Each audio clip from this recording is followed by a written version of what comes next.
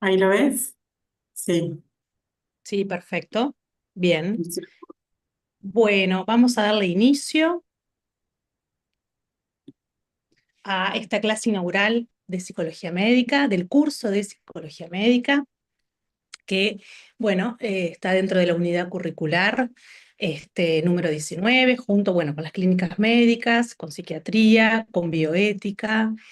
Y en el curso vamos a tener, como hoy, el seminario del día de hoy, a cargo de la profesora agregada Ana Laura Hernández, médica, psiquiatra, este, que nos va a hablar de, bueno, qué se espera del médico en este primer año de inicio, de, de entrada al Hospital General para ustedes y eh, pensar en la entrevista médico integral como una herramienta para poder, bueno, conocer, digamos, al paciente, al paciente y su entorno, entender mejor para llegar a un mejor diagnóstico y tratamiento. Además de esta clase inaugural, vamos a tener el 26 de marzo por vía YouTube también, otra clase, otro seminario sobre clima educativo.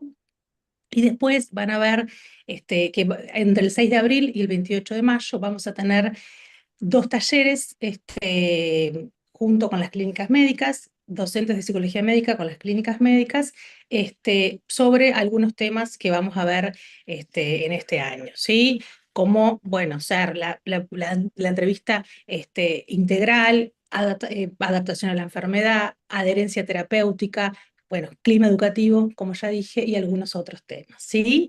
Le voy a dar la palabra bueno, en la plataforma también van a poder ver si navegan actividades virtuales y autoevaluaciones que no son obligatorias, pero sí recomendables que puedan hacer, ¿sí? Vamos a dejar el chat de YouTube abierto y cualquier comentario o duda luego de la presentación les damos, digamos, la palabra y vamos comentando, ¿sí? Muchas gracias. Ana Laura, adelante. Bueno, buenos días, bienvenidos a este nuevo curso dentro del ciclo integral de medicina. Me encantaría poder estar en una clase interactiva donde verlos y escucharlos y también conocer qué van pensando o han pensado en este proceso que vienen haciendo dentro de la facultad y en su formación como profesionales médicos y médicas acerca de lo que vamos a conversar hoy. Esta, esta clase inaugural pretende tener algunos aspectos quizás de pensar acerca de nuestro hacer, ¿no? De nuestra tarea, eh, mirarnos a nosotros mismos en la relación con los pacientes, con la familia, con el equipo, y pensar qué cuestiones nos están atravesando en esa interacción que tenemos y de lo que no podemos ser ajenos. Bien, entonces, un poco yo empecé a pensar cuando la preparé, ya vengo conversando esta clase y la he actualizado un poco en estos años, pero un poco pensaba, ¿no? ¿Por qué tenemos que hablar de esto? Porque parece que tenemos cada vez más conocimiento de las enfermedades, tenemos nuevos tratamientos, excelentes tratamientos farmacológicos, técnicos, quirúrgicos, etcétera, pero nos damos muchas veces con la realidad de que las personas no se sienten aliviadas, no se sienten entendidas, siguen con muchas quejas acerca del sistema de salud, de cómo son resueltas sus dificultades, ¿no? ¿Y qué demandan los pacientes cuando nos vienen a ver a las consultas?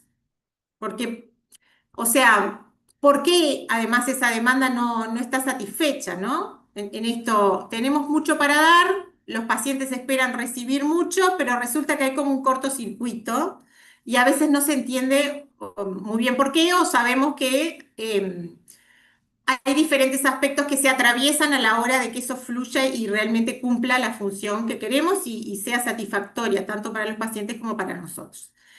¿Tenemos la formación para entender esta demanda y satisfacerla? Bueno, esa es una de las preguntas, o por lo que trabajamos siempre, ¿no? ¿Cómo qué herramientas tenemos que adquirir para poder entender la demanda que tienen los pacientes hacia el sistema de salud para realmente poder satisfacerlas.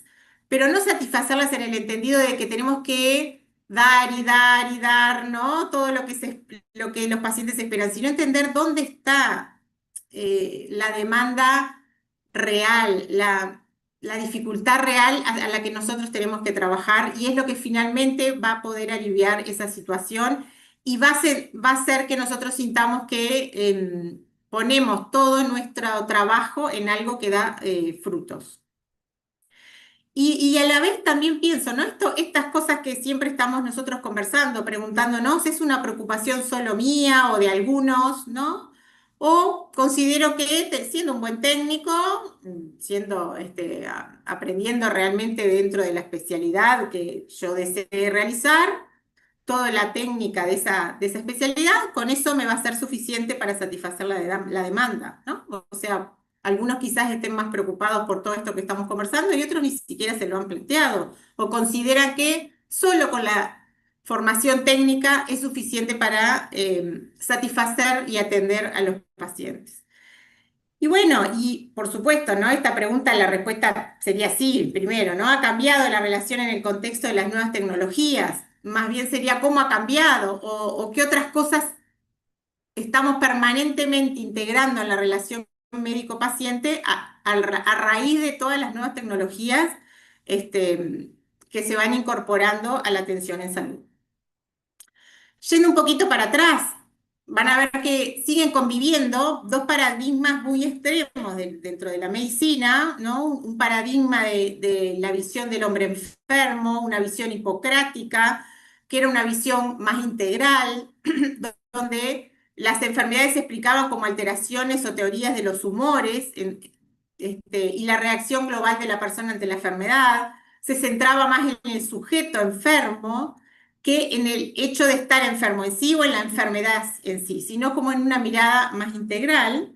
Y por otro, en el otro extremo, la visión galénica, donde el objeto de estudio es la enfermedad en sí misma, como un fenómeno autónomo, ¿no? Como si yo pudiera agarrar un órgano, decir está enfermo, alterado, y pudiera estudiar, bueno, a nivel macro y micro y molecular, qué es lo que está alterando su funcionamiento, ¿no? Como si eso estuviera como separado un poco de la persona, el foco está puesto en la enfermedad, en ese órgano, en esa célula, en ese proceso bioquímico, y además otro aspecto que se dio en esta visión galénica es la dicotomía entre lo físico y lo mental, como las alteraciones físicas, orgánicas, las puedo, digamos que,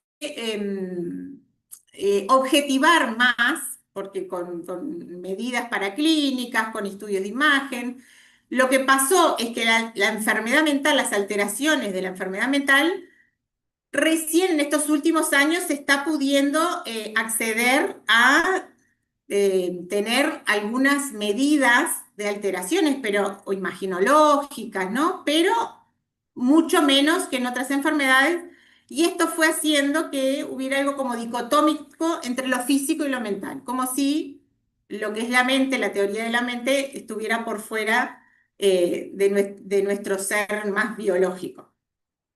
Y esta visión galénica es la que ha conducido un poco a toda nuestra última etapa de la medicina moderna, ¿no? Lo que conocemos ahora. Em, y ha hecho que quede un poco separada la enfermedad de la persona que la sufre. Pero conviven estos paradigmas, ¿no? Conviven. ¿Cuáles son los fines de la medicina? ¿No? O sea, ¿para qué es la medicina? ¿Para qué se creó? ¿Por qué existe? Ya este autor, que acá no se ve bien, pero es Daniel Goleman, en 1930, filósofo, bioesteticista, que estuvo reflexionando y escribiendo acerca del hacer médico, definió que los fines de la medicina, y van a ver que esto es completamente actual, es la prevención de la enfermedad y la promoción de la salud, el alivio del dolor y el sufrimiento, tratar la enfermedad, los cuidados a los incurables, o sea, todo lo que tiene que ver con los tratamientos paliativos, evitar una muerte prematura, y la búsqueda de una muerte tranquila.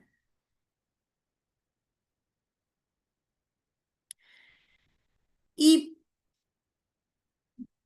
estamos en este momento, o hemos venido en estos últimos tiempos, atravesados por grandes transformaciones, ¿no? Podemos mirar, digamos, a esa evolución en los paradigmas de la medicina que existen aún y conviven en el contexto de las grandes transformaciones que también han advenido con el correr de los años, no solo dentro de la medicina en sí misma, sino en nuestro entorno social.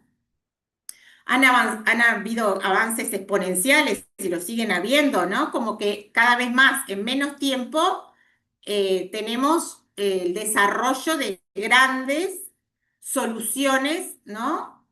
Para las enfermedades que se van presentando. Piensen en lo que fue la pandemia COVID, ¿no? Y el desarrollo de las vacunas en un tiempo bastante récord. Han habido grandes avances en en las ciencias biomédicas y la práctica de la medicina. Se prolongó la esperanza de vida. Se ha logrado eliminar una gama de enfermedades infecciosas, si bien aparecen otras. Se detectan, fíjense, cosas impensables en otras épocas, ¿no? La detección de anomalías genéticas en intraútero y hasta la modificación, ¿no? Quirúrgica intraútero, el trasplante de órganos, que podamos controlar la reproducción, la cirugía robótica, que podemos aliviar el dolor y también rehabilitar el cuerpo humano, y otras grandes avances tecnológicos que han prolongado la esperanza de vida. Sumado también a cambios más amplios. Vieron que los tratamientos o las soluciones o las curaciones de las enfermedades no van solo por tratar la enfermedad en sí misma. Si estamos hablando de promoción, de prevención, tenemos que hablar de cambios más importantes y grandes, como la mejora en la alimentación, el agua potable, la vivienda, la seguridad, que si bien esto no es así, estas mejoras no se han dado en todo el mundo, siguen habiendo personas que quedan por fuera de estas mejoras.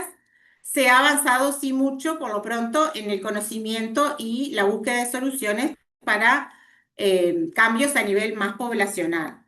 Y esto ha hecho, todos estos cambios, una profunda transformación en la vida de los seres humanos. O sea, muchos cambios muy rápidos, y la medicina, como otras áreas, ha tenido que ayornarse, y a veces no da el tiempo para parar y reflexionar de cómo se está dando toda esta evolución, porque tenemos que resolver, tenemos que actuar, hay mucha demanda de atención, y entonces es como una vorágine en la que entramos todos, y no nos detenemos a veces a hacer análisis importantes de estas transformaciones.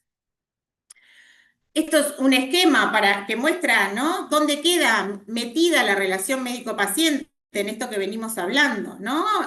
Lo que veníamos diciendo, la tecnología, la especialización, la atomización, eh, los cambios que se han dado a nivel de los usuarios y la sociedad. O sea, la medicina también ha evolucionado porque la postura de los usuarios del sistema de salud ha cambiado, tienen una postura más protagónica, una actitud más activa, que hace que debamos modificar nuestra forma de trabajar con los pacientes y sus familias. Se introducen factores económicos en la relación médico-paciente, por supuesto, y a los que no podemos ser ajenos. Ha sucedido la judicialización de la medicina, quizás cosas impensadas en otras épocas, donde, ¿no?, la figura del médico era casi endiosada, idealizada, no cuestionada, ¿no? Y ahora en este extremo, bueno, tenemos situaciones en las que parece que la práctica médica es muy criticada, observada, puesta en tela de juicio. Hay expectativas, exigencias, la gente accede a la información en salud a través de otros canales, ya no depende solo de la información del equipo de salud. Esto hace que la relación médico-paciente actualmente, y no es una generalidad porque sí existen casos muy positivos, se transforme en algo más despersonalizado, deshumanizado, lo que genera mucha desconfianza, una gran frustración, desencanto e insatisfacción. Y esto no es solo a nivel de los pacientes, ocurre también a nivel de todos los que trabajamos en el equipo de salud, ¿no? Este desencanto, esto de estoy haciendo todo mi mejor esfuerzo, yo estudié esto porque quiero realmente mejorar la calidad de vida de las personas, quiero curar enfermedades, en el mejor de los casos, y si no, aliviar el sufrimiento, y sin embargo, no solo no lo logro, sino que en otros casos de alguna manera iatrogénica, genero mayor patología, ¿no? Y por eso esta frustración, desencanto e insatisfacción, que no debemos dejar que nos invada, ¿no? Que tenemos que tenerla presente y poder mirar que esto está sucediendo o que nos está sucediendo. Ustedes están en sus inicios de la profesión, del camino de formarse en la profesión.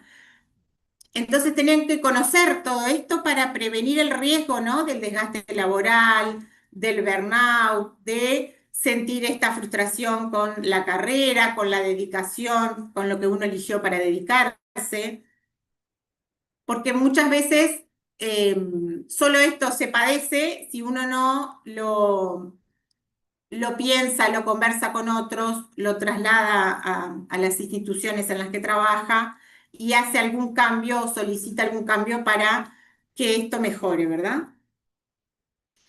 Entonces, yendo un poco a la pregunta que se plantea en esta discusión, ¿no? ¿Qué se espera del médico?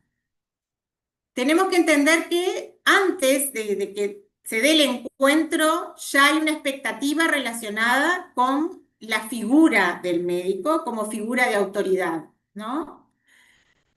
Y eso desde la propia perspectiva de paciente, ¿no? Hay una imagen o una expectativa de cómo es esa figura de ese médico, cómo me paro frente a esa figura, cómo la considero y cómo me considero yo como paciente.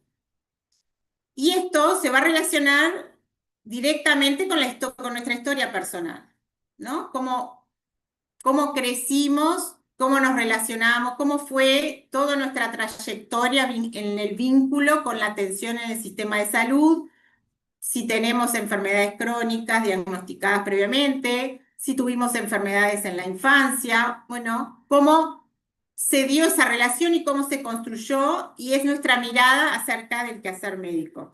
Y todo esto está teñido por las connotaciones de la propia cultura, ¿verdad? O sea, no es algo individual, sino bueno, la queja que tenemos hace muchos años, ¿no? Ya no se respeta la figura del médico, hay como cierto desprecio, ¿no? Como que es alguien que tiene que estar puesto como al servicio de lo que todo se les ocurra.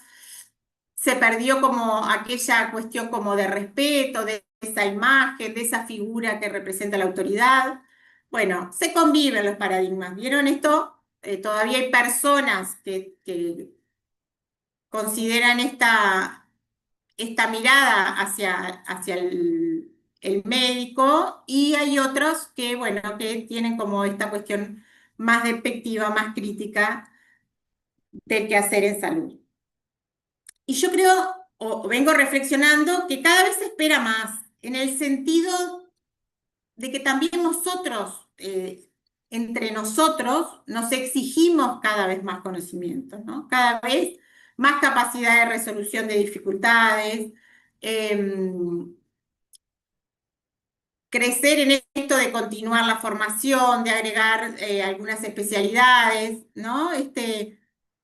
Todos esperamos mucho de nosotros, y también el sistema, también las personas que vienen al sistema de salud esperan muchas cosas, ¿no? Por lo pronto, que tenga una competencia técnica muy buena, o sea, que sea muy bueno en su especialidad, que esté actualizado, que conozca los últimos protocolos, que haga una medicina basada en la evidencia, ¿no? Que conozca, digamos, la atención en su medio y en otros, como para poder orientar o aconsejar o buscar o conectarse con especialistas en el exterior, que sea un buen comunicador, en el sentido de que pueda realizar un adecuado intercambio de la información, que en esto promueva la toma de decisiones compartida, respetando la autonomía del paciente, o sea, que tenga capacidad para entender lo que el paciente necesita, para ofrecer y explicar los tratamientos que están disponibles, aceptar las subjetividades y entender lo que el paciente desea y por qué, y bueno, y poder hacer ajustes y acuerdos con el paciente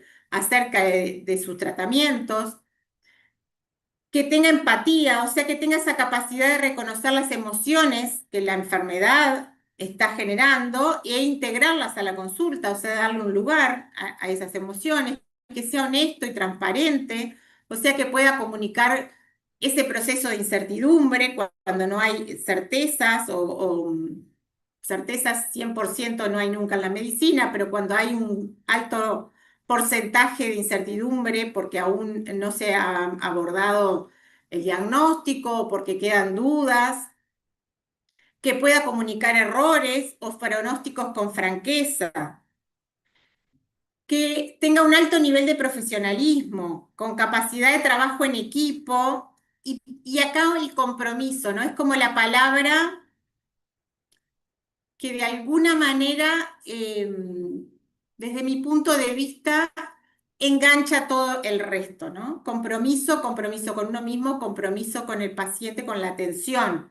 Eso hace que voy a buscar estar actualizado, hace que voy a tratar de comunicarme mejor, hace que voy a considerar que mi atención individual en general no alcanza, que me tengo que comunicar con otros integrantes del equipo, que tengo que tener una mirada de amplia acerca de quiénes dentro del sistema pueden también ayudar al paciente o cómo puedo trabajar con ese equipo para entender la complejidad de la patología que el paciente presenta y las vicisitudes alrededor de la misma. O sea, compromiso es de alguna manera una de las respuestas a todo esto que estamos conversando, a resolver la tensión y lo que se espera de nosotros. Y hasta tenemos que introducir algunos aspectos de capacidad de gestión. También en esto tenemos que tener una mirada amplia de cómo se dan, digamos, los vínculos dentro de una institución, por ejemplo. Tengo que saber que si yo cumplo, por ejemplo, no sé, si yo mandara, quiero que el paciente ingrese a, a una internación, a mí me corresponde hacer el ingreso, la historia clínica de ingreso, ¿no? Y quiero que se haga determinado estudio, que lo vean determinados especialistas, yo tengo que conocer qué sucede desde que yo dejo esta indicación o trabajo y quién resuelve el paso siguiente. Porque muchas veces yo puedo decir, pero yo mi trabajo lo hice, ¿no? Yo llegué como a lo que me compete, pero si yo no tengo esa mirada institucional o algunos aspectos de la gestión, no estoy diciendo que además de todo lo que hacemos seamos gestores en salud si no nos dedicamos a eso, pero si tenemos esa mirada de gestión, hay espacios en los que si yo no me comunico con el que sigue en la cadena de atención, queda vacío. O sea, las cosas no se cumplen o no se dan porque parece que no me correspondían a mí, ni tampoco a la otra persona que continúa la atención. Entonces, si yo no tengo una mirada de que hay un entramado que yo debo cubrir, y el otro también, ¿no? Por supuesto, y en el que tenemos que entrelazarnos y comunicarnos, muchas veces se corta el proceso de gestión en los sistemas de salud. Y esa mirada de equipo y de gestión la tenemos que tener en todo en todo nuestro quehacer y van a ir viendo que se van a ver enfrentados a estas situaciones muchas veces y la forma de modificarlas es en eso, es contar con equipos, tenerlos en la mira, no quiere decir que todo el tiempo estemos reunidos trabajando en equipo, sino tener el equipo integrado en nuestra mente, que esto no lo tenemos que resolver nosotros solos. ¿Con quién puedo comunicarme yo para ver cómo puedo avanzar en esto? Lo mismo en la gestión. Me ha pasado varias veces que le digo a los pacientes tal cosa, les indico tal cosa y no se hace. Bueno, ¿qué pasa ahí, no? ¿Cómo puedo hacer para que sí pase? ¿Hay algo más?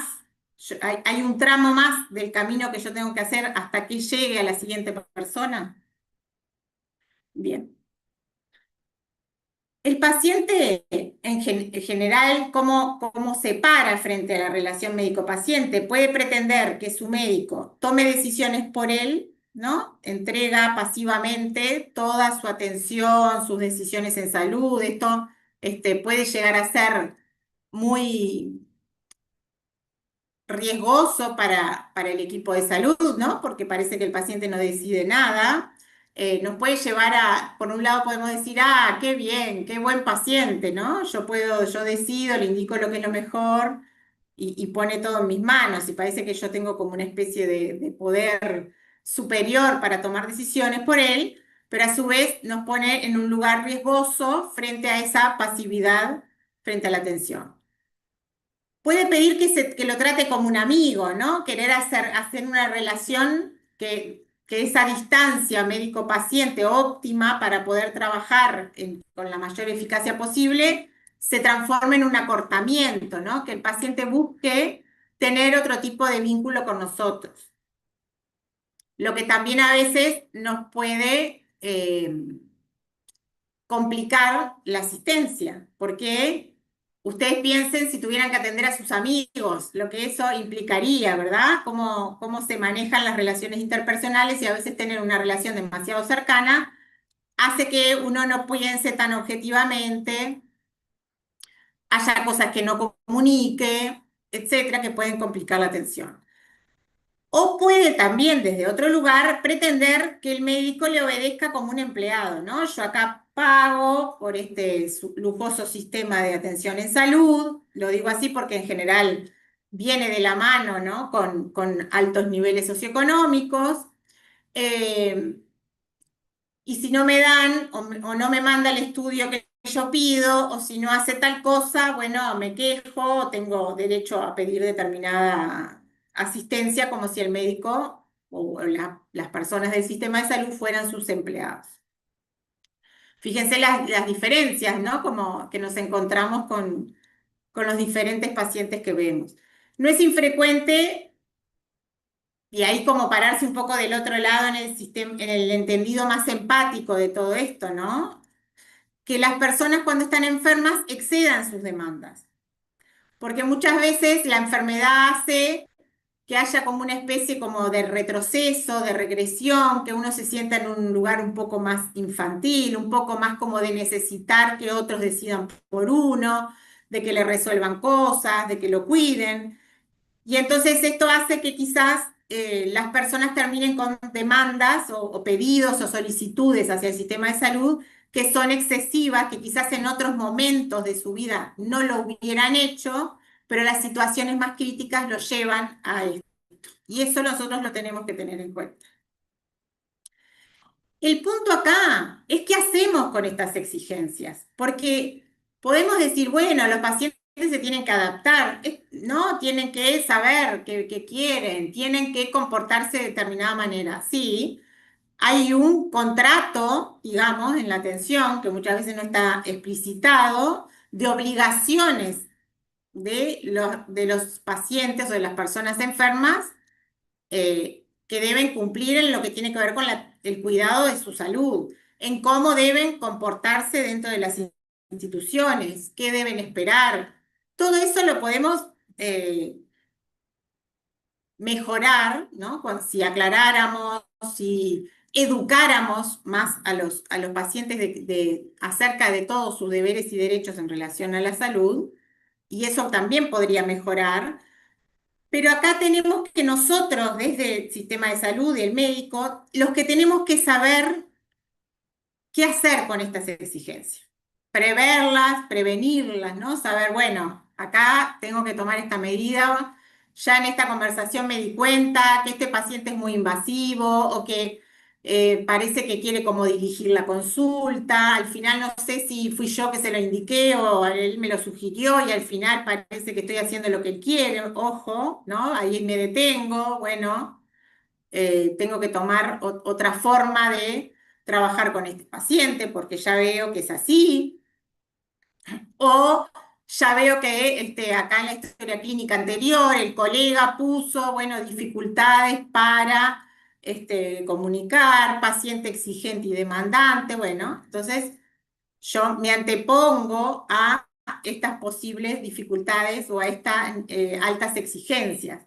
Las resuelvo el problema que estas exigencias representan y puedo evitar malos entendidos y expectativas inadecuadas. Y acá, y ahora después en la presentación también vamos a hablar, es nuestro leitmotiv, digamos, en lo que trabajamos muchísimo desde la Unidad Académica de Psicología que Médica, que tiene que ver con la comunicación, ¿no? Cuando yo digo evito malos entendidos, es porque necesito trabajar muchísimo en la forma de comunicar.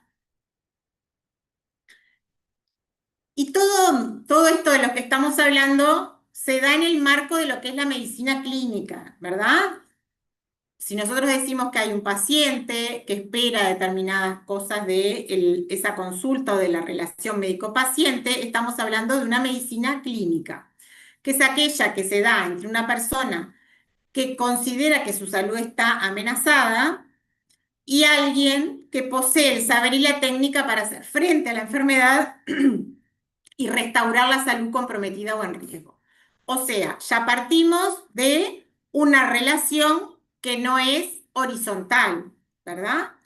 Podemos trabajar para horizontalizarla en el sentido de trabajar en la toma de decisiones compartidas, respetar la autonomía del paciente, pero partimos de alguien que está en situación de vulnerabilidad porque siente que su salud está amenazada, y alguien que tiene el saber, el conocimiento y la capacidad para aliviar esa situación. O sea, alguien con determinado,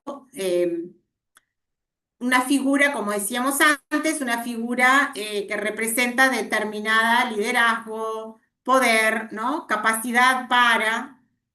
O sea que tenemos que entender que eso en qué lugar nos coloca a nosotros y en qué lugar se va a colocar ese paciente que necesita alivio y atención y mejora en esa situación tan vulnerable en la que se encuentra. Y ocurren dentro de ese encuentro clínico lo que se llaman operaciones objetivantes y operaciones empáticas o coejecutivas. Las operaciones objetivantes es cómo trabajamos en reconocer los signos de la enfermedad, ¿no? Disease es enfermedad, lo que hace viene a la descripción sintomatológica de la enfermedad, lo más objetivable, ¿no? Operación objetivante, lo que más palpable de alguna manera, y no lo digo solo, lo digo también en un sentido figurado, ¿no? Y las operaciones empáticas o coejecutivas, que implican situarse bajo el marco de referencia del paciente, o sea, identificar lo que el paciente siente y el sentido que le da ese padecimiento, que es lo que llamamos illness. Aproximarse a conocer el padecimiento de la persona, padecimiento es más amplio que la enfermedad en sí misma, ¿no? Es lo que la enfermedad le genera y cómo esa persona lo vive, cómo lo explica, qué explicación le da, qué creencias tiene acerca de esa enfermedad y los tratamientos, porque eso es lo que va a hacer que podamos comprender realmente lo que esa persona que en esa situación vulnerable está padeciendo. Em, Acercarse a la perspectiva subjetiva de la persona es lo que enriquece nuestra tarea y además es lo que la hace realmente interesante. Fíjense que si ustedes se dedican, por ejemplo, no sé, a ser cardiólogos, ¿no?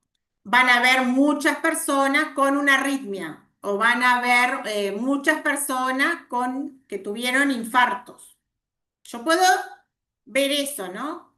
Una y otra vez y qué tratamiento se hace según protocolo para esa enfermedad o para las secuelas de esa enfermedad, ¿no?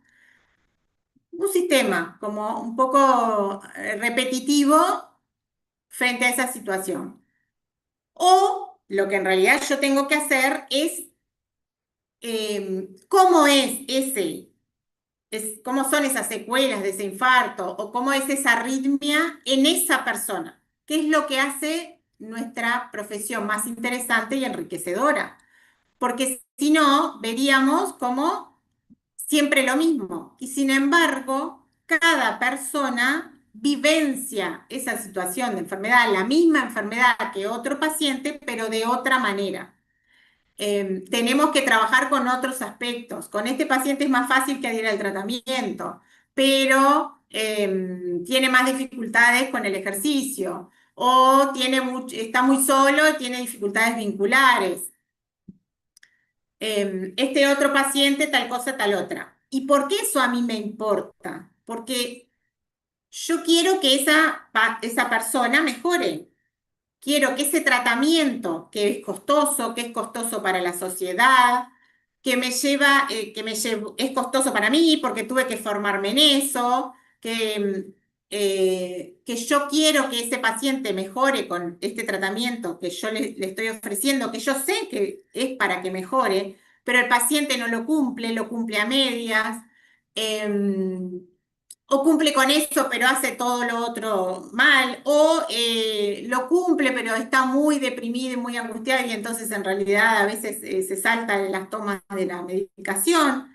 Entonces, mi trabajo, lo que yo me esforcé por apuntar para que eso suceda, para que eso se resuelva, cae en bolsa rota. Y eso es lo que veíamos hoy, que lleva a la frustración, al agotamiento, etcétera. Pero ahí es una cuestión como técnico, estoy solo parado en mis habilidades técnicas. No estoy teniendo en cuenta mis habilidades, entre comillas, mal llamadas blandas, que tiene que ver con si soy empático con ese paciente, si lo conozco como persona, o sea, quién es mi paciente, por qué le pasa esto, qué creencias tiene. Si no tomo algunos aspectos dentro de la comunicación y la consulta y no le doy lugar, toda la otra inversión va a caer. Se los puedo asegurar, lo he visto una y otra vez, ustedes lo pueden haber visto dentro de lo que han visto hasta ahora en su formación y lo pueden haber visto en sus entornos, eh, y es algo que se repite habitualmente. Y como les decía hoy, la relación médico-paciente finalmente es un acto de comunicación. Y de esto depende el éxito del acto médico. Le vuelvo a repetir, he visto cómo muchas veces tenemos para ofrecer tratamientos muy importantes y muy buenos para que la persona mejore su calidad de vida y no llegan a los pacientes o los pacientes no lo toman porque hay un cortocircuito en la comunicación con el equipo de salud. Em, la comunicación, ¿no? Como acto comunicacional, esto ustedes ya lo conocen, tiene que considerar el lenguaje gestual, lo gestal, lo corporal, la capacidad del médico para ser muy observador, sentir olor, oír, sentir lo físico, percibir cómo se presenta ese paciente emocionalmente, ¿no? Su postura, hombros caídos, sus facies, cómo llega a la consulta. El médico es el receptor de lo que el paciente va a expresar, aun cuando está en silencio, ¿no? Tenemos que poder entender un poco lo que va sucediendo, por qué se queda callado, le quedó alguna duda, se angustió con lo que dije, ¿no? Se quedó preocupado. Y entender que nosotros, solo por nuestro rol y nuestra figura, tenemos un efecto placebo, ¿no? La sola presencia produce esa sensación de seguridad. Imagínense la frustración cuando esto no sucede o cuando esto se transforma al final en algo, una amenaza. O sea, si yo estoy vulnerable, pienso que la figura del médico en sí misma me va a aliviar su sola presencia y me encuentro con alguien que no me entiende, que no se esfuerza, que no se compromete, que no me escucha, que no entiende lo que me pasa, que me da una lista de tratamientos que no comprendí, con las que yo no estuve de acuerdo, ni me imagino cómo voy a llevar adelante semejante tratamiento, solo digamos que sumamos a la vulnerabilidad del paciente. O sea, no solo no lo aliviamos, no cumplimos con ese rol nuestro, sino que sumamos a la vulnerabilidad. ¿Cuáles son los modelos descritos de la relación médico-paciente que también conviven?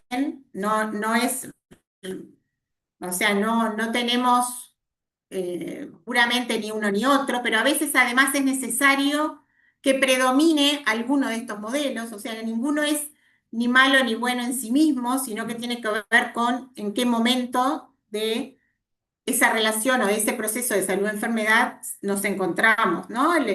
Ustedes ya conocen el modelo más paternalista, alguien donde el médico toma la decisión unilateralmente, ¿no? Desde un lugar un poco como que el conocimiento solo lo tiene el médico y como que el paciente no tiene nada para aportar desde su lugar. Algo más informativo, este es un poco un modelo más de los últimos tiempos, que ya ahora se retrocedió un poco, pero bueno, yo le dije todo, ¿no? Yo le informé, le di toda la información y que el paciente decida. Eso tampoco es así, ¿no? Imagínense con un montón de información técnica o bueno, o posiblemente aclaradas sin términos técnicos en el mejor de los casos, tampoco es que el paciente solo pueda siempre decidir qué es lo que es mejor para sí, ¿verdad? Un modelo más interpretativo que va guiando la decisión del paciente, ¿no? Como que va manejando un poco más las decisiones, y el modelo deliberativo donde hay como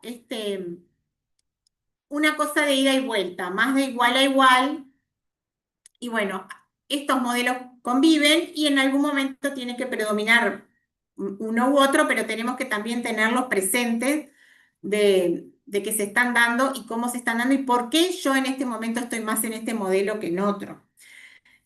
Lo que dice ahí se pueden superponer, variar, etcétera. Después, y no podemos olvidar, no podemos pensar a los pacientes solos, porque en general es el paciente con la familia, ¿no? Lo que como más como una unidad la puedo pensar. Tenemos muchos pacientes que están muy solos, que no tienen familia y ese es otro ítem, pero en muchos casos vamos a tener que trabajar con el paciente y con la familia. La familia también, así como los pacientes son variados en sus presentaciones, la forma de relacionarse con el equipo de la de salud de las familias es muy variable. Muchas veces pueden tener comportamientos que en realidad son más como defensivos porque están muy angustiados por la enfermedad de ese ser querido, ¿no? Como ser más demandante, como más querellantes, como un poco más críticos, porque hay mucho enojo, mucha angustia por la situación que están viviendo. Otras acciones pueden tener que ver, ¿no? Estamos pensando, hay respuestas de las familias que se ponen a veces difíciles, pero que pueden tener que ver con esa situación crítica que están viviendo. Después tenemos otros casos que hablan de la disfuncionalidad de la familia con personas muy patológicas en su personalidad, en su forma de relacionarse dentro de los grupos familiares que no tienen que ver con el momento crítico, o sea, obviamente van a empeorar en el momento crítico, pero son previos y tenemos que tener en cuenta todo esto. La familia pueden ser colaboradoras, ¿no? Como estar siempre a disposición, repartirse, yo lo llevo, yo lo traigo, yo me encargo de esto. Algunos pueden obstaculizar, ¿no? Por sobreproteger o están siempre consultando excesivamente o terminan agotando el médico porque al final nunca para esta demanda de la familia.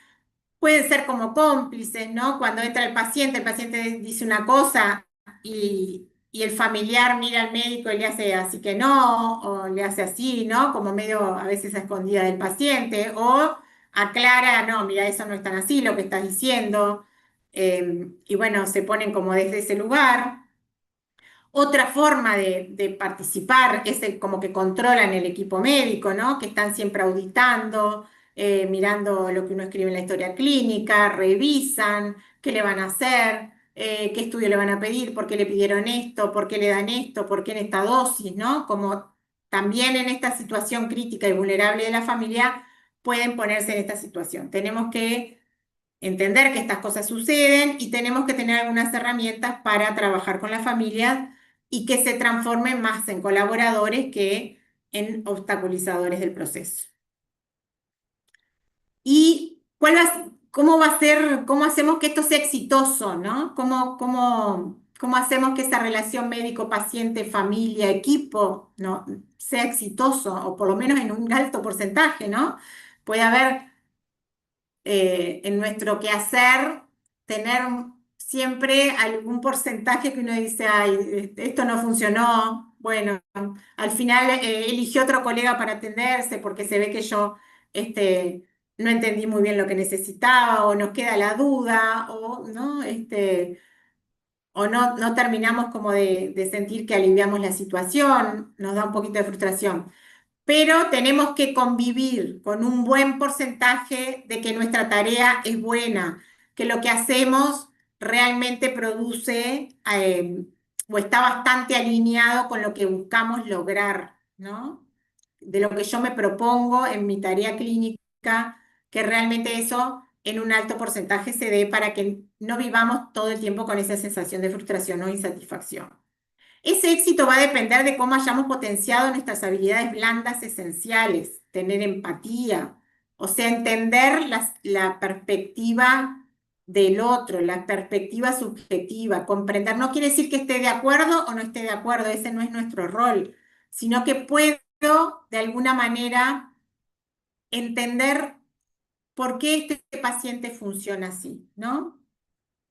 Por ejemplo, les pongo un ejemplo muy claro de esto. Paciente joven con un dolor lumbar crónico importante, intenso, que ya fue sometido a un par de cirugías, una persona joven, controladora, muy exigente, o sea, con determinadas características de personalidad que lo llevan a funcionar de una manera. Entonces ha leído mucho, conoce mucho sobre su patología, se ha comunicado con el exterior, ¿no? En esa búsqueda también de control de la situación lo lleva a tener determinada desconfianza en el equipo. Entonces, cuando vienen las consultas es bastante agotador porque por un lado busca ayuda, pero por otro parece que finalmente la rechaza porque nada de lo que vamos ofreciendo para mejorar la situación, para aliviar el dolor, termina de tomarlo. Entonces, uno ahí podría decir, ya está, me harto, hice de todo, cada vez que viene le explico y nada, ¿no? La perspectiva empática o lo que uno comprende es qué difícil tener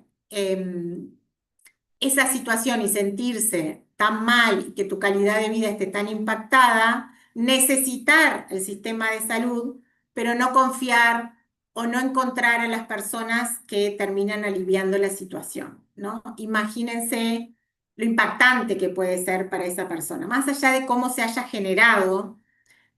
Ahí uno puede empatizar con esta situación desde ese lugar. Y eso es empático. Y desde ahí uno puede trabajar un poco mejor con el paciente, no sentirse tan invadido, cuestionado, o que lo que uno trabaja cae en bolsa rota, sino que uno puede vincularse mejor desde ese lugar, desde la comprensión empática de su subjetividad. Entonces, habilidades blandas, empatía, esfuerzo y compromiso, retomo lo del compromiso, la escucha activa, la resiliencia, tener un pensamiento crítico de nosotros, de nuestro trabajo, de la institución, la comunicación, el trabajo en equipo, lo resalto porque es fundamental, y la creatividad, ¿no? No cerrarnos a una sola forma de resolver las situaciones, sino bueno, a medida que ganamos experiencia, que hemos visto situaciones o escuchamos a colegas o intercambiamos con el equipo, surgen soluciones creativas a problemas cotidianos de la atención en salud. No tenemos que recaer en la despersonalización de la asistencia. Si nos empieza a pasar esto, que nos desgastamos, que estamos agotados, que ya no queremos ni ver a los pacientes, que todo lo que nos dicen nos molesta, tenemos que parar primero para cuidarnos nosotros y después para poder seguir dando una atención de calidad. Pero la herramienta somos nosotros y nosotros nos tenemos que cuidar y estar atentos a no caer en esto de la despersonalización, porque habla de que eh, estamos entrando en algo que nos puede desgastar y nos puede burnoutear, quemar en nuestro sistema y nos puede hacer que todo esto para lo que nos formamos y nos preparamos y para lo que trabajamos ya no lo podamos seguir haciendo. Mirando un poco la relación médico-paciente, ¿no? Se han detenido estos autores en hacer una revisión sistemática de los distintos estudios de investigación que miraron cómo era la relación médico-paciente a lo largo de todos estos años y encontraron que habían tres ejes temáticos, ¿no? En los años 80 lo que tenía que ver con la satisfacción del paciente, o sea, los pacientes empezaron a tener una actitud más activa frente al sistema de salud, había más quejas, más demandas, entonces el sistema de salud se empezó a preocupar por estos temas, por la satisfacción de los pacientes en la atención en salud, entonces las investigaciones fueron por ese lado. Después hubieron muchas investigaciones sobre los modelos de relación entre médicos y pacientes, o sea, encontramos que hay una gran demanda insatisfecha. Bueno, después estudiamos por qué algunos logran esa satisfacción, otros no, cuál es la mejor relación médico-paciente, qué está sucediendo con la relación. Y por último, el gran eje temático, y creo que sigue hasta nuestros días, es lo que tiene que ver con la salud, con la e-health, con la salud digital, ¿no? El acceso de los pacientes a la información en salud online, relaciones online entre médicos y pacientes, antes impensable, ¿no? Que pudiéramos atender a través de una videollamada o una consulta telefónica, el proceso de empoderamiento a través del uso de Internet, ¿no? Ya los pacientes vienen con mucha información, buscaron, ya leyeron antes de venir a la consulta, y todo lo que generó la pandemia, ¿no? O sea, con cosas que vinieron para quedarse. La telemedicina vino para quedarse, porque de alguna manera se vio que hay cosas que tuvieron que hacerse por obligación dentro de la pandemia que finalmente terminaron siendo buenas para que más personas pudieran acceder al sistema de salud, para que personas que estuvieran más alejadas y tuvieran el acceso más alejado a la salud pudieran tenerlo de una manera más cercana. Se encontró que se pueden hacer sistemas seguros donde esté la historia clínica, donde uno pueda tener una consulta dentro de un marco de confidencialidad a través de, de usar las TICs, ¿no? Entonces, todo eso hizo o fue haciendo o sigue haciendo a que mantengamos determinadas cosas que en algún momento cambiaron por obligación, pero bueno, resultaron ser útiles para la atención en salud. Algo acá de la pandemia, ¿no? Esa hipótesis de que la reducción de la interacción entre el médico y el paciente propició de alguna manera un modelo paternalista. Bueno, esto fue como una hipótesis que quedó, ¿no? Volvimos un poco hacia lo paternalista porque, bueno, ya no tenemos tanto espacio interactivo presencial para discutir, intercambiar con los pacientes. En realidad, quizás eso fue transitorio, pero luego se vio que uno puede tener también una consulta de la forma que la hace de presencial a través de una forma virtual. Por supuesto, el uso exponencial de la telemedicina, ¿no? Para utilizar las nuevas tecnologías de información y comunicación para las prestaciones médicas, esto que le venía diciendo, como una ganancia posterior a la pandemia. Y llevó a que el uso de la telemedicina potenció también el uso de las TICs o las tecnologías de la comunicación y la información. Y bueno, y esto siguió avanzando, ¿no? Tenemos ahora lo instaladísimo, la inteligencia artificial.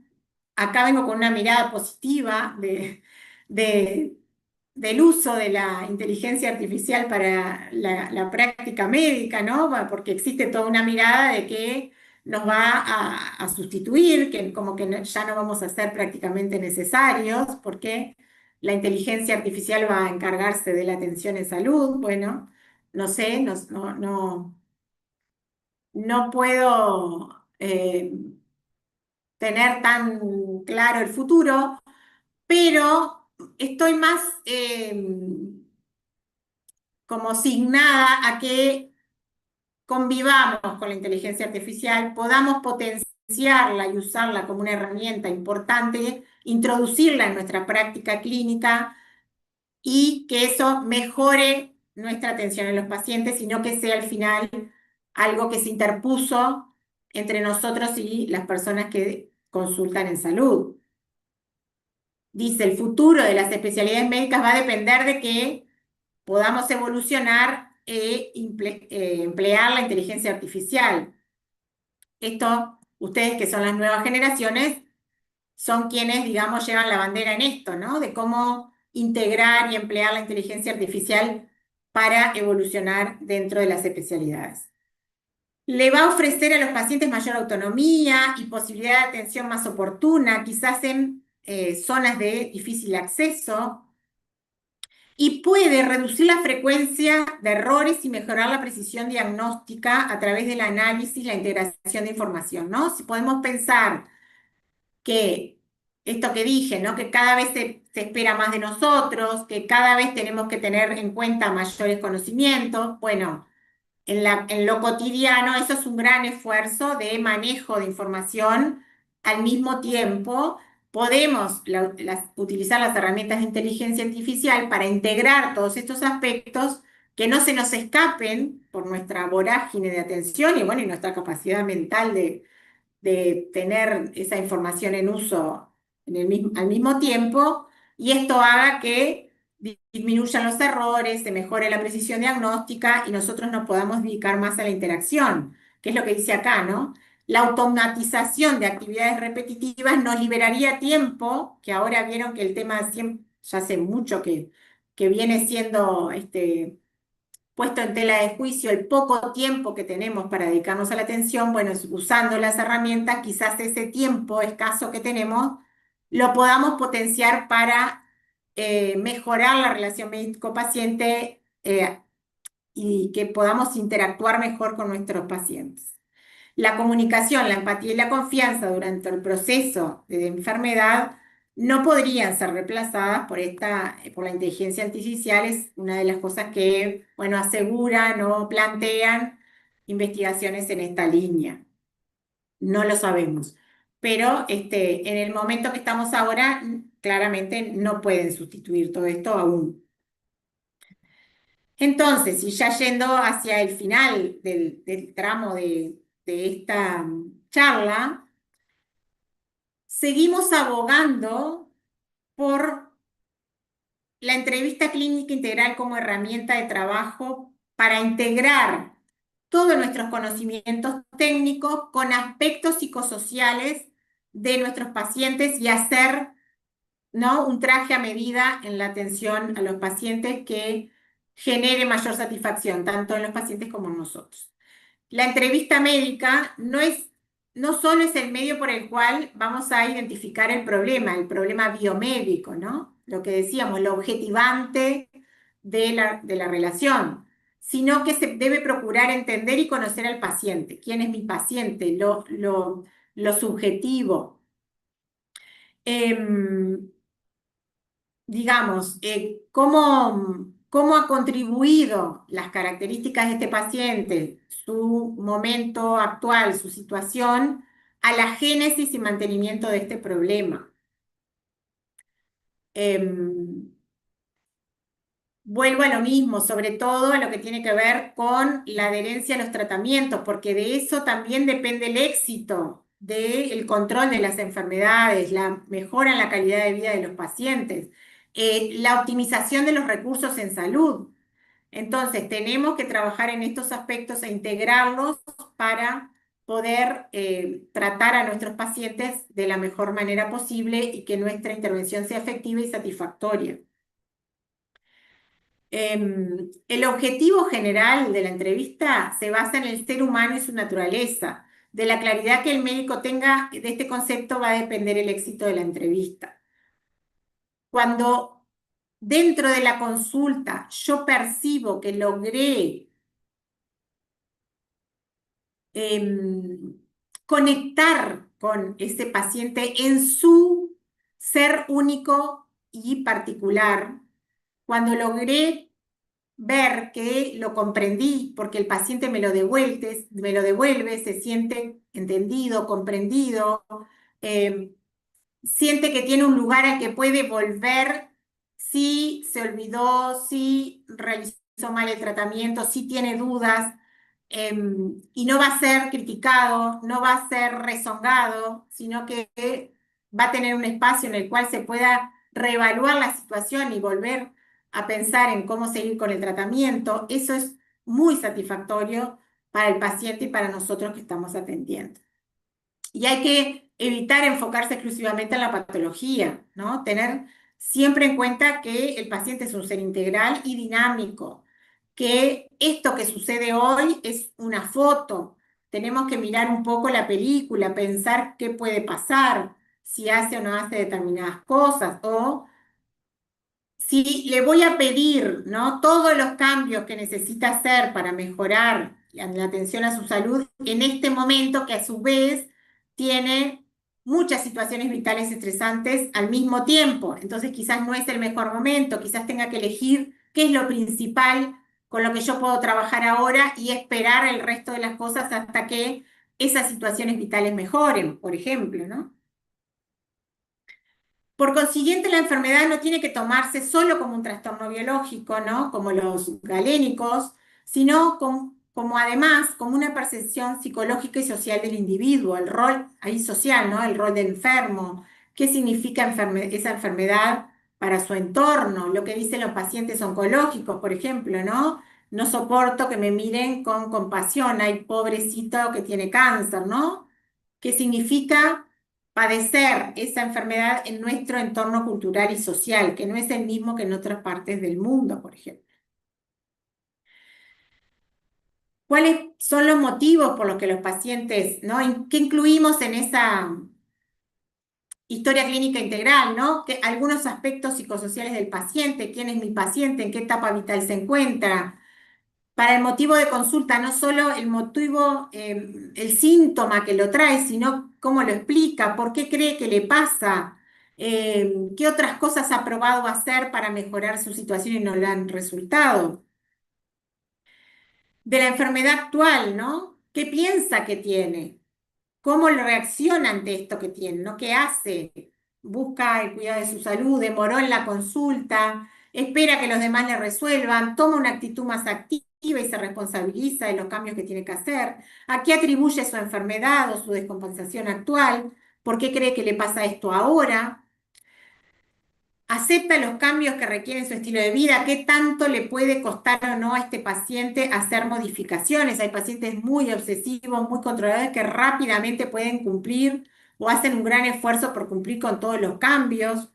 Hay otros en el otro extremo que lo ven casi como imposible y bueno, y tenemos que trabajar con todo ese rango de variaciones siguiendo la enfermedad actual, ¿no? Se incluye el entorno psicosocial donde se da la enfermedad, en qué momento del ciclo vital, niñez, adolescencia, joven, adulto joven, mujer en etapa menopáusica, anciano, ¿no? Tercera edad, en qué momento de enfermar y en qué momento tiene descompensaciones cuando presenta patologías crónicas, ¿no? Para prevenir esas descompensaciones y conocemos por qué se dan, qué creencias tiene el paciente con respecto a la causa y la evolución de su enfermedad, si adhiere al tratamiento, qué repercusiones tiene en su vida cotidiana. Por lo tanto, en resumen, en la historia clínica integral se tienen que integrar los datos biomédicos con datos significativos de tipo psicológico, social y asistencial. No se trata de sumar historias separadas, ¿no? Me los imagino pensando, pero ¿qué tenemos? Que tener una consulta de 3 horas para saber no solo lo biomédico, lo social, lo psico, ¿no? Entendemos que eso es algo utópico y poco eficiente.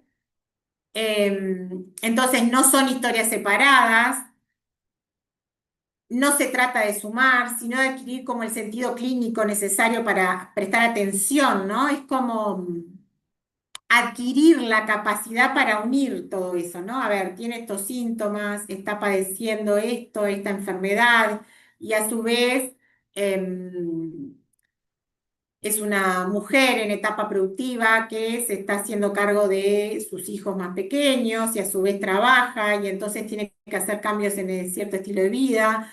¿Y con quién cuenta? Bueno, su pareja eh, trabaja muy a la par, se apoyan mutuamente, es un buen soporte y a su vez cuentan con la familia y entonces podemos ayudar a pensar qué personas más pueden colaborar en el tratamiento de esta mujer que debe realizar en este momento, ¿no? Paciente joven, diagnosticada de una enfermedad importante que va a tener que realizar tratamientos.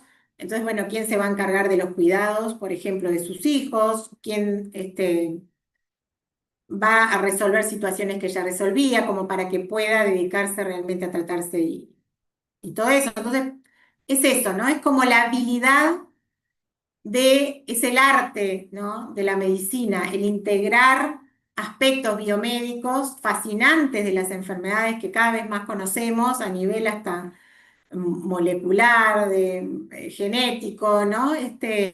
Integrar eso con lo que le está sucediendo a la persona en este momento de su vida y su historia personal. Y en eso es lo que nos hace como poder generar atención con mayor satisfacción y entender esa demanda que hablábamos al principio y dar respuesta realmente a lo que busca esa paciente o ese paciente aliviar cuando nos viene a consultar. Muy bien. Bueno, quedo a disposición, Mariana, no sé si hay comentarios o preguntas. Bien. Bueno, eso, no, me quedo pensando en este final, conocer no solamente la enfermedad, sino quién enferma, ¿no? Quién está detrás, delante, ¿no? Quién es esa persona que enferma, que sin duda no vamos a tener una visión acabada del otro, ni vamos a conocer 100% al otro, pero sí acercarnos e intentar conocer aquellos aspectos del otro que nos ayude a entender la enfermedad. Y ahí, ¿no? En esto que vos decías, ¿no? Esta entrevista clínica integral, que no es una suma de los aspectos, no es una visión del otro, donde también lo sociocultural va a estar inserto, ¿no? Es esta persona en esta cultura, con esta familia, en este país, con esta edad y bueno, y todos los otros aspectos que estamos viendo. ¿Hay alguna pregunta por YouTube? Por ahora no he visto ninguna más que, bueno, en el inicio, hacerse presentes. No sé si vamos a dejar unos minutitos a ver si hay alguna, pero no estaría surgiendo por ahora. Como hay un delay, vamos a esperar un poco a que se termine y ver si surge algo.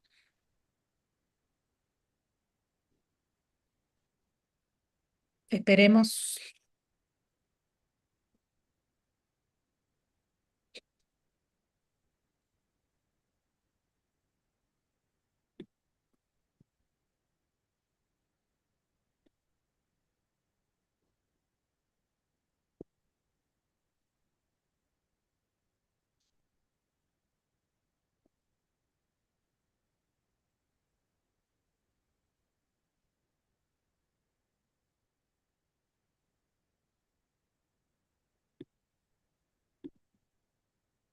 Bueno, por acá están comentando alguna pregunta.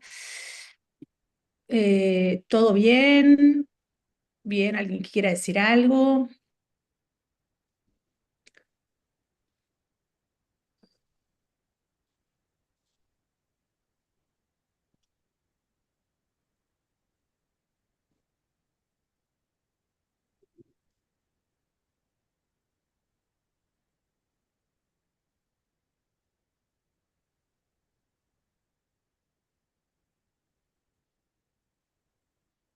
Sigo leyendo el chat de YouTube.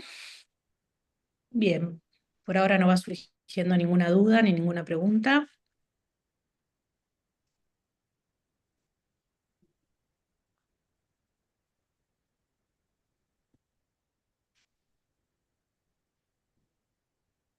Están agradeciéndote, Ana Laura, que ha sido una presentación muy, muy completa.